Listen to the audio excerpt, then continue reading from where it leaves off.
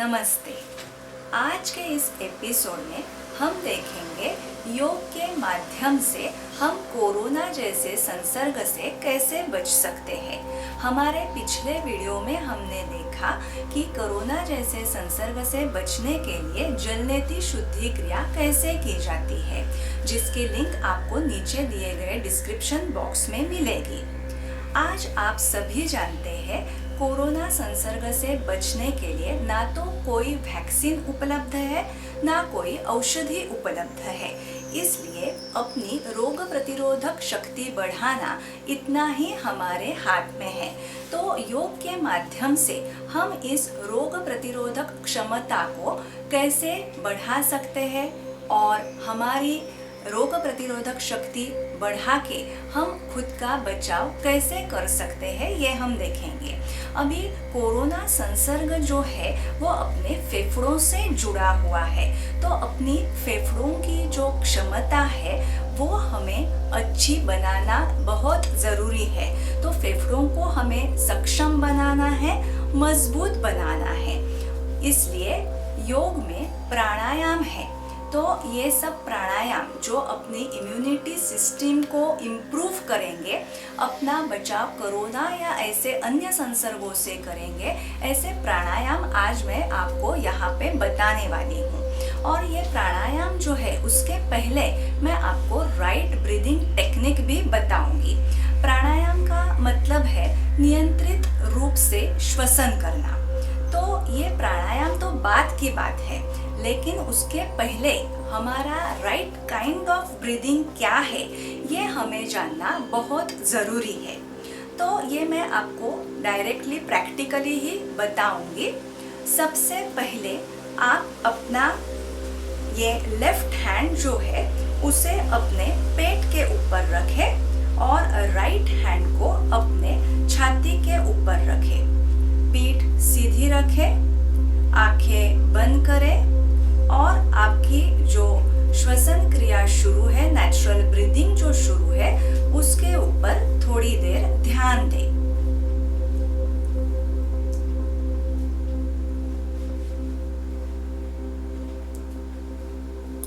आप जब भी सांस अंदर लेते हैं तभी आपका पेट बाहर की तरफ फूल के आएगा।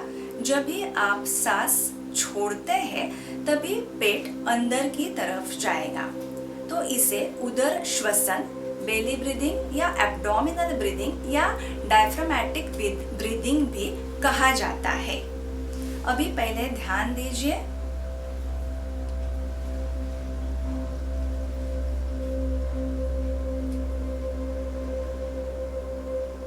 अगर इन्हेलेशन के साथ आपकी बेली बाहर आती है और एक्सहेलेशन के साथ वो अंदर जाती है, तो आपका श्वसन जो है वो सही तरीके से हो रहा है। अगर ये नहीं हो रहा है तो मैं आपको एक ट्रिक बताती हूँ कि आप क्या कर सकते हैं। पहले आप क्या करेंगे, जानबूझ के अपने पेट को बाहर की तरफ फुलाएंगे और फिर सांस लेंगे। फिर जानबूझ के पेट को अंदर की तरफ खींचेंगे और सांस को बाहर छोड़ेंगे। तो थोड़े दिन आपको इसकी प्रैक्टिस करनी पड़ेगी। फिर बाद में अपने आप आपका उदर श्वसन जो है वो नियमित हो जाएगा, मतलब वो कन्वर्ट हो जाएगा बेली ब्रीदिंग में। जो आज थोरैसिक ब्रीदिंग है वो बेली ब्रीदिंग में कन्वर्ट हो जाएगा।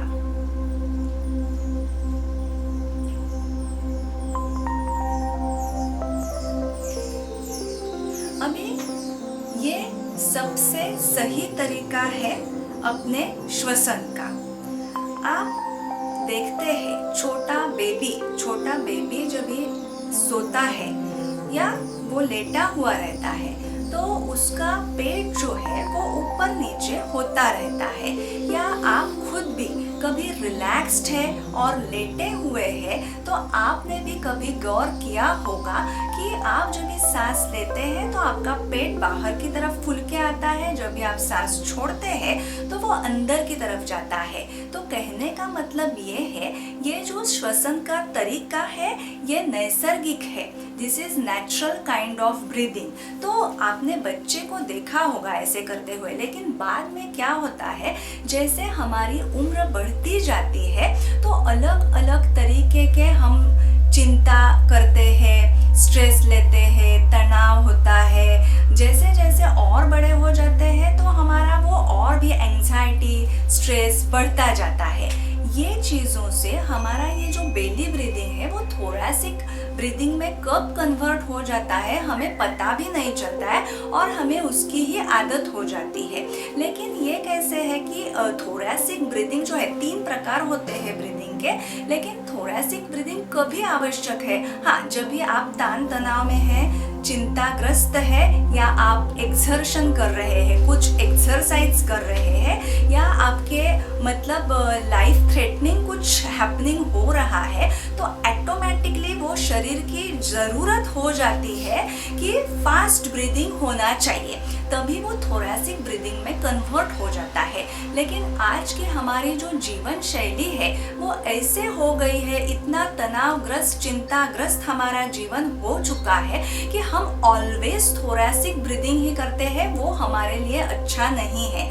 तो आपने देखा होगा, हाथी है, कछुए है, ये इनका जो ब्रीदिंग होता है बहुत स्लो होता है, धीमे गति से वो सांस लेते हैं और लंबी गहरी सांस लेते हैं। तो उनका जो आयुर्मान है, मतलब उनकी जो आयुर्मर्यादा है वो बहुत ज़्यादा है, वो ज़्यादा जीते हैं, ज़्यादा साल तक जीते हैं। तो हमें अगर ज़्यादा साल जीना है या तो अच्छी तरीके से जीना है तो हमें बेली ब्रीदिंग जो है उसे अपनाना होगा।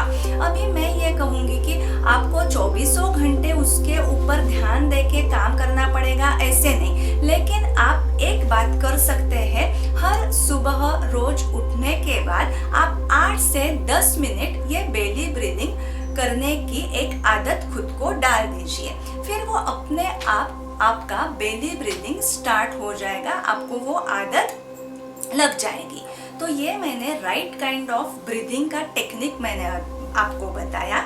अभी हम आगे बढ़ेंगे अपने प्राणायाम की तरफ। अभी जिसे डीप ब्रीदिंग कहते हैं, डीप ब्रीदिंग का महत्व मैंने अभी आपको बोला कि जितनी हम गहरी, लंबी, धीमी सांस लेंगे उतना हमारा जो लाइफ है वो बहुत ही स्वस्थ रहेगा और लंबी आयु का हमें मतलब लंबी आयु हमें प्राप्त हो सकती है। तो इसके लिए हमें डीप ब्रीदिंग करना भी ज़रूरी है। ये कैसे किया जाता है, पहले मैं जो टर्म्स यूज़ करते हैं उसका मैं मतलब पहले आपको बताती हूँ, फिर मैं सिंपल में भी आपको बताऊँगी। देखिए, पूरक का मतलब है लंबी, गहरी, धीमी, नियंत्रित रूप से सांस लेना, मतलब पूरक है। फिर उसी सांस को अंदर की तरफ रोक के रखना, इसे अंतर कुंभक या पूर्ण कुंभक कहा जाता है। फिर आपको धीमे गति से, पूरी तरीके से, लेकिन नियंत्रित रूप से सांस को बाहर छोड़ना है, तो इसे रेचक कहा जाता है। और इस सांस को बाहर ही रोक के रखना, इसे शून्य कुंभक या बाह्य कुंभक ऐसे कहा जाता है। अभी ये टर्मिनोलॉजीज आपको याद रखने की जरूरत नहीं है, जब भी मैं प्रैक्टिकल लूंगी तभी मैं inhalation holding, exhalation holding in शब्दों का यूज करूंगी ताकि आपके लिए वो आसान रहे। अभी शुरुआत में हम क्या करेंगे, सिर्फ 2 काउंट से शुरू करेंगे। इसको इक्वल ब्रीदिंग या स्क्वायर ब्रीदिंग भी कहा जाता है, या डीप ब्रीदिंग भी आप कह सकते हैं। तो समझिए कि मैंने 2 काउंट्स किए, 1 2, तो वो 2 काउंट्स तक आपकी जो सांस लेने की प्रक्रिया है वो शुरू रहनी चाहिए। फिर बाद में मैं 1 2 ऐसे काउंट्स जब भी दूंगी तब तक आपको उस सांस को अंदर की तरफ रोक के रखना है। बाद में एक्सहेल 1 2, तब तक आपको सांस को बाहर छोड़ते रहना है। बाद में 1 2, तो सांस को आपको तभी होल्ड करके, बाहर की तरफ होल्ड करके रखना है। अभी कोई लोग गलती कर सकते हैं, समझो मैंने बोला 1 2, तो आप ऐसे सांस ले सकते हो, मतलब 2 बार सांस ली, ये नहीं। हमारा जो नेचुरल ब्रीदिंग शुरू है वही आपका 2 काउंट्स तक होना चाहिए। अभी एक्सहेल जब भी कर रहे हैं, ये तरीके से नहीं होना चाहिए। जो आपका नेचुरल वे ऑफ एक्सहेलिंग है वही आपको करना है। अभी मैं यहाँ पे जानबूझ के 2 काउंट्स ले रही हूँ, क्योंकि अगर मैंने काउंट्स बढ़ाए तो हो सकता है आप वो काउंट्स तक खुद को एक्सहेल करने की या होल्ड करने की आप कोशिश करेंगे, लेकिन वो हो सकता है आपके बियॉन्ड कैपेसिटी हो। तो मतलब क्या हो जाएगा, समझो मैंने 1 2 3 4 5 बोला, लेकिन उसके पहले ही आपकी वो सांस अगर छूट जाती है तो आपको समझ लेना है कि ये आपकी कैपेसिटी नहीं है। तो आपको 2 काउंट्स तक या 3 काउंट्स तक वो आप जैसे सराव करेंगे तो आपको समझ में आ जाएगा कि अपनी कैपेसिटी क्या है। तो यहाँ पे मैं आपको इंस्ट्रक्शन देती हूँ, वैसे आप कर सकते हैं।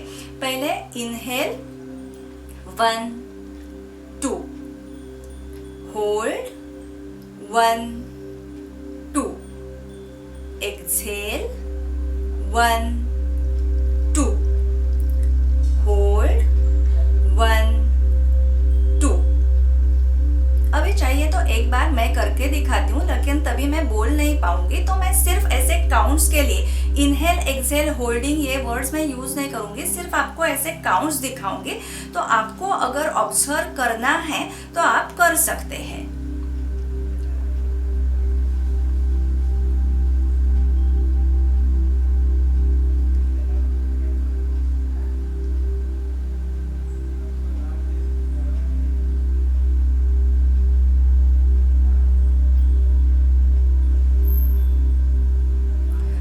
ऑब्जर्व किया होगा तो आपके समझ में आया होगा, जब भी हम सांस लेते हैं तो अपना एब्डोमेन चेस्ट अपने शोल्डर्स ऊपर आते हैं, जब हम एक्सहेल करते हैं तो अपने शोल्डर्स चेस्ट एब्डोमेन जो है वो नीचे की तरफ जाता है।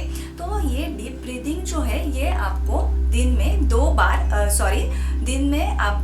बार करेंगे चलेगा। 2 मिनट के लिए आपको करना है। मतलब सबसे पहले आपने जो अपना एब्डोमिनल ब्रीदिंग है वो 8 से 10 मिनट किया, उसके बाद 2 मिनट के लिए आपको ये डीप ब्रीदिंग या स्क्वायर ब्रीदिंग करना है। अभी हम देखेंगे तीसरा प्राणायाम, अनुलोम विलोम प्राणायाम। तो अनुलोम विलोम प्राणायाम ये सबसे अच्छा प्राणायाम है, क्योंकि ये कोई भी आसानी से कर सकता है। इसके कुछ ज़्यादा कॉन्ट्राइंडिकेशंस नहीं है। इससे हमारी सारी नाड़ियाँ जो है अपने शरीर में, जो भी नस नाड़ियाँ है उनका पूरी तरीके से शुद्धिकरण हो जाता है। तो ये सबसे बेस्ट प्राणायाम है और आसान भी है। अभी आपको क्या करना है ये देखिए।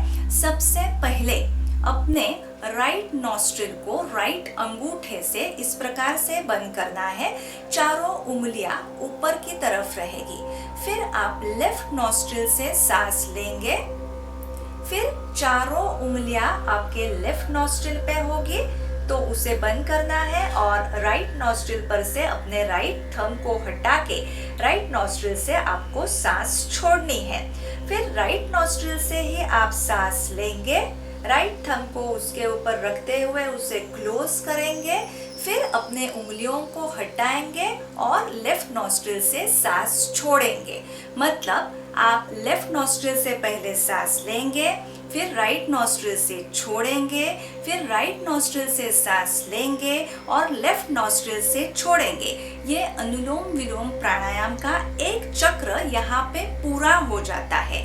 ऐसे आपको मिनिमम 10 चक्र 10 काउंट्स आपको अनुलोम विलोम के करने हैं। इसके लिए भी एक 2 मिनट्स आपको लगेंगे।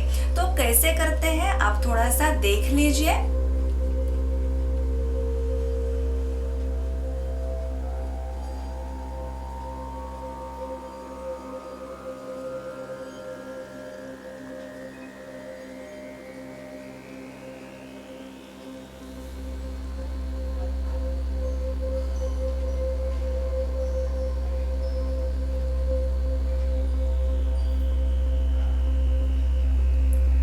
अनुलोम विलोम में हमारी सांसों की आवाज नहीं आनी चाहिए, ये बात आपको ध्यान में रखनी है। और दूसरी एक बात, यौगिक श्वसन जिसे कहते हैं वो हमेशा नाक से ही होती है। तो हम नाक से ही सांस लेते हैं, नाक से ही छोड़ते हैं। तो वो एक चीज़ आपको याद में रखनी है। और राइट टेक्निक ऑफ ब्रीदिंग आपको याद रखना है। फिर हमने किया स्क्वायर ब्रीदिंग, अभी मैंने दिखाया आपको अनुलोम विलोम।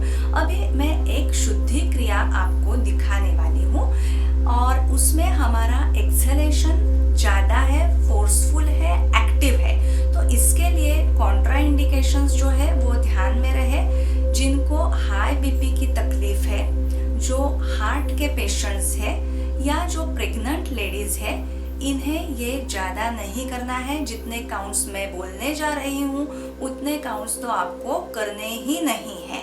आप कम मात्रा में कर सकते हैं और स्लो, बहुत स्लो और माइल्ड स्ट्रोक्स के साथ करेंगे। अभी जो पूरी तरीके से स्वस्थ है उनके लिए 54 काउंट्स विद ईच नॉस्ट्रिल। मतलब कैसे, मैं बताती हूँ आपको। समझिए कि आपने राइट नॉस्ट्रिल राइट थंब से बंद की, तो लेफ्ट नॉस्ट्रिल से आपको active exhalation with abdominal contraction करना है। मतलब अपने बाएं नथुने से झटके से प्रश्वास करते हुए पेट को अंदर की तरफ खींचना है। ये आपको 54 काउंट्स करने हैं। बाद में आपको राइट हैंड को अपने राइट नी पे रखना है, लेफ्ट थंब से लेफ्ट नॉस्ट्रिल को बंद करेंगे और फिर राइट नॉस्ट्रिल से हमें एक्टिव एक्सहेलेशन करना है और अपने पेट को अंदर की तरफ खींचना है। यहाँ पे कोई भी इनहलेशन आपकी करने की ज़रूरत नहीं है, वो अपने आप पैसिवली इनहलेशन आपका हो जाएगा। और कभी भी आप प्राणायाम कर रहे हैं या कुछ भी कर रहे हैं, पीठ का सीधा रहना बहुत ज़रूरी है। तो वो आपको एक बात हमेशा ही ध्यान में रखनी है। और जब भी आप योग कर रहे हैं, प्राणायाम कर रहे हैं, ऐसे कुछ कर रहे हैं, तो वो एनर्जी का फ्लो जो है आपका, वो बहुत अच्छी तरीके से होने के लिए ये पीठ का सीधा रहना बहुत ज़रूरी है। तो वो ध्यान में हमेशा रखें। तो एक बार मैं आपको करके दिखाती हूँ। पहले आप राइट नॉस्ट्रिल क्लोज करेंगे और लेफ्ट नॉस्ट्रिल से 54 काउंट्स तक एक्सहेलेशन करेंगे। फिर लेफ्ट नॉस्ट्रिल क्लोज करके राइट नॉस्ट्रिल से आपको active exhalation with abdominal contraction करना है। फिर दोनों हाथ आपके घुटने पर रहेंगे और दोनों नॉस्ट्रिल से आपको एक साथ झटके से प्रश्वास करते हुए पेट को अंदर की तरफ खींचना है। ये आपको 108 काउंट्स करने हैं। जिनके नॉस्ट्रिल्स ब्लॉक नहीं है, जो प्रेग्नेंट नहीं है और जिनको हाई बीपी या हार्ट के प्रॉब्लम्स नहीं है, ऐसे लोगों के लिए ये काउंट्स है। बाकी आप 10 काउंट्स 20 काउंट्स ऐसे कर सकते हैं। जो रेगुलरली प्राणायाम नहीं करते हैं, जो इसमें नए हैं, तो उनके लिए भी ये है कि आप 10-20 काउंट्स तक कर सकते हैं। क्योंकि अगर आपकी ब्रीदिंग कैपेसिटी जो है वो अच्छी नहीं है, मतलब आपके लंग्स की आप पूरी तरीके से उसको अगर यूज नहीं करते हैं, तो ब्रीदिंग कैपेसिटी जो है वो आपकी कम रहेगी। तो आपको तभी सिर में हेवीनेस लग सकता है, आपको चक्कर आ सकती है। तो इसके लिए आपको अगर लगता है कि चक्कर आ रही है, हेवीनेस है सिर में, तो आपको तुरंत वहीं पे रुक जाना है। तो अभी मैं 54 और 100 काउंट्स करके नहीं दिखाने वाली हूँ। मैं थोड़ा सा आपको दिखाऊंगी आपको समझने के लिए। पहले अपने राइट हैंड की मुट्ठी बनाएंगे, राइट नॉस्ट्रिल राइट थंब से क्लोज करेंगे। आपका फोरआर्म और एल्बो पैरेलल टू ग्राउंड रहेगा, पीठ सीधी, आंखें बंद। और अभी शुरू करते हैं।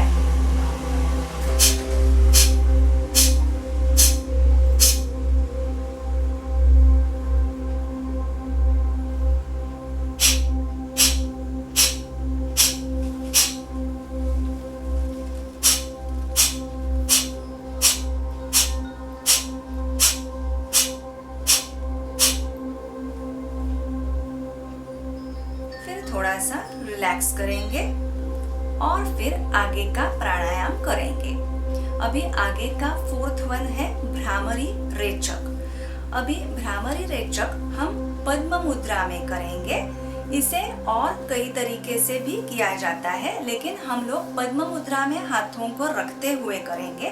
ये कैसे किया जाता है? सबसे पहले तो पीठ सीधी रहेगी, चेहरा सामने की तरफ, आंखें बंद रहेगी। हाथों को पद्म मुद्रा में कैसे रखना है? लेफ्ट हैंड का बाउल जैसे शेप बना के आपको अपने लैप के ऊपर रखना है। आपका पाम फेसिंग अपवर्ड रहेगा। उसके ऊपर आपके राइट पाम को बाउल जैसे शेप बना के आपके लेफ्ट पाम के ऊपर रखना है। दोनों अंगूठे पंखे जो है वो सामने की तरफ सीधे होने चाहिए।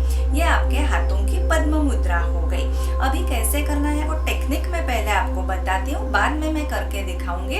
अभी यहाँ पे दोनों नॉस्ट्रिल से, दोनों नथुने से आप श्वास लेंगे और दोनों नथुने से ही सांस बाहर छोड़ेंगे।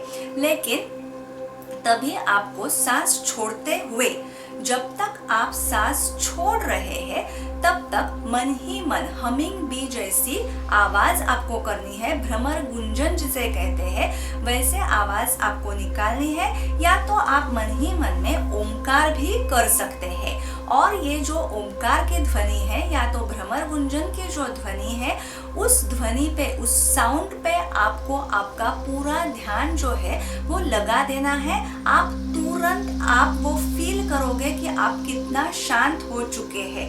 तो मन की शांति के लिए ये बहुत अच्छा है। आपको मेंटल पीस, स्टेबिलिटी इससे क्विकली मिलती है। तो ये यहाँ पे आपको 10 काउंट्स करने हैं। तो 10 काउंट्स तो आपको रेगुलरली करने हैं। आपके पास अगर समय है तो आप 40 काउंट्स भी कर सकते हैं। तो अभी मैं आपको करके दिखाती हूँ।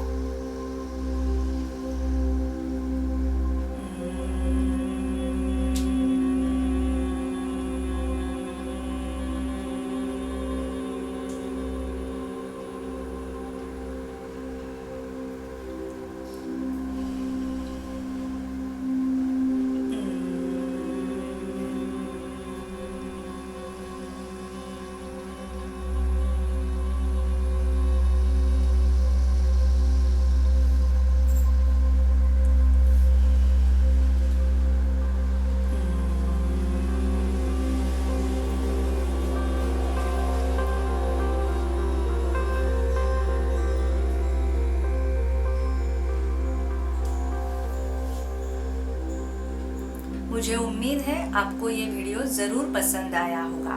तो आप इसे ज़रूर लाइक करें, अपने दोस्तों के साथ, अपने रिलेटिव्स के साथ ज़रूर शेयर करें। और अभी तक अगर आपने मेरे चैनल को सब्सक्राइब नहीं किया होगा तो ज़रूर सब्सक्राइब करें। स्वस्थ रहे, सुरक्षित रहे। नमस्ते।